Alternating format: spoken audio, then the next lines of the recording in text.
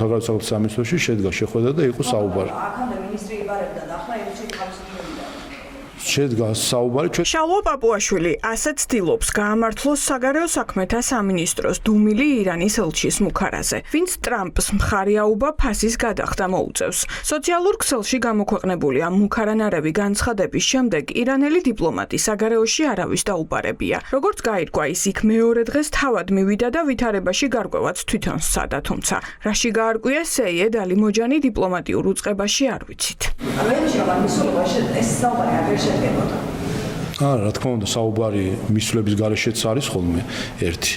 და მეორე, ფორმები ურთიერთობის დისკუსია, ამას განსაზღვრავს საგარეო საქმეთა სამინისტრო, გასაგებია ის, რაც ირანსა და ამერიკის შეერთებულ შტატებს შორის არსებული დღევანდელი ურთიერთობა, ყველას მიმართ მექნებოდა მოწოდება, რომ საქართველოს ტერიტორია, ასე ვთქვათ, და საქართველოში ყოფნა არ იქნას იმისთვის გამოყენება, რომ ერთმანეთში ურთიერთობები არ გვიან. საგარეო საქმეთა სამინისტროში შემდგარი შეხვედრის შესახებ ირანელი დიპლომატის Facebook პოსტით გავიგეთ. მაკა ბოჭორიშვილის უწყებას ამ აუდიენციაზე ამ დრომდე არაფერი უთქვამს. ქართულ ოცნებას იმის აღიარებაც უჭირს, რომ ის, რაც ალიმოჯანმა სოციალურ ქსელში დაწერა, ქვეყნისთვის საფრთხის შემცველია.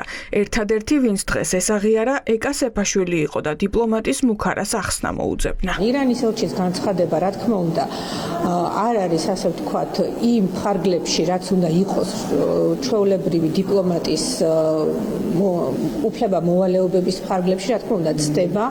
მისი მუქარა ცოტა არ იყოს უადგილოდ ჟღერს, თუმცა მეორე მხრივ გავითვალისწინოთ ისიც, რომ მისი ქვეყანა საშინელ ომში არის ჩართული და შეიძლება ეს რაღაცა ნერვებმა უმტყუნა და ირანელი დიპლომატის განცხადება დროში მნიშვნელოვან მოვლენებს ემთხვევა. ალიმოჯანმა საჯაროდ მას შემდეგ დაიმუქრა, რაც ირაკლი კობახიძესთან მარკო რუბიომ დარეკა. მეორე დღეს კი თბილისის აეროპორტში ამერიკის საჰაერო ძალების სატრანსპორტო თვითმფრინავი დაეშვა.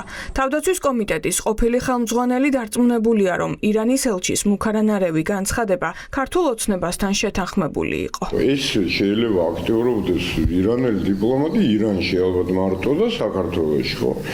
რა არის, რას უკავშირდება? მე მაგალითად სრული შთაბეჭდილება მქონდა, რომ რუბიოს ზარის შემდეგ აი ეს თავხედური მუქარიანი განცხადება იყო იმის შედეგი, რომ თვითონ ჩვენმა პოლიტიკურმა ხელმძღვანელობამ ჩვენი ქვეყნის ეგრეთ წოდებულმა თხოვა, რომ აი ხა ესე რომ თქვა ჯარები მოგვაწექი, რომ ამერიკელებთან კონდეს სათქმელი, რომ აი რა ვქნათ ჩვენ ეს გვერდში ვერ გიდგევართ, იმიტომ რომ საფრთხე გვაქვს პირდაპირ, აი როგორ გვემუქრება. ანუ იმენ თავის ფუნქცია შეასრულა, მე ააღებინეს ეს საერთოდ უკან, მე უკვე შეიცვალა რაღაც პათოსის რო თანამშრომლობენ. მჭიდროდ ძალიან. ამაში მე არ მეპარება, მაგრამ მაქვს მუდმივი შიში, რომ ეს თანამშრომლობა უქმნით ილუზიას, რომ პროცესს აკონტროლებენ, პროცესს საერთოდ ვერ აკონტროლებენ. ჩემი აზრით, აი სრულიად უკონტროლოდ მიდის ეს ყველაფერი ისე, როგორც ეს აწყობს მხოლოდ და მხოლოდ აიატოლების ხელისუფლებას. არადა ქართული ოცნების ნაწილს ჰქონდა მცდელობა საზოგადოება დაერწმუნებინა, რომ ირანის ელჩის მუქარის ტონი საქართველოს არ ეხებოდა და ზოგადი შინაარსის იყო. აუცილებლად პასუხი უნდა გაეცა საგარეო საქმეთა სამინისტროს იმ წუთიერად და მყისიერად, რომ ესეთი მუქარები, რომ საქართველო არის დამოუკიდებელი სუვერენული ქვეყანა, არის სტრატეგიული პარტნიორი ამერიკის შეერთებული შტატების და რაზე ისაუბრებს მარკო რუბიოსთან, ეს არ არის თეირანის საქმე და მათი გასარჩევი და ასეთი მუქარები არ მიიღება თბილისში, მაგრამ ხო ამის ნაცვლად არაფერი არ გვინახავს, ამის ნაცვლად გავიგეთ, რომ თურმე საქართველო არ იგულისხმო თბილისში ელჩი აკეთებს განცხადებას და თურმე საუბრობს არ ვიცი ვიზე. ირანი ამ განცხადებებით აფიქსირებს მის პირდაპირ თუ არაპირდაპირ ინტერესს ამ გეოგრაფიაში და ჩვენს ქვეყანაში. ეს არის ყველაზე მთავარი დასკვნა, რაც შეიძლება გაკეთდეს.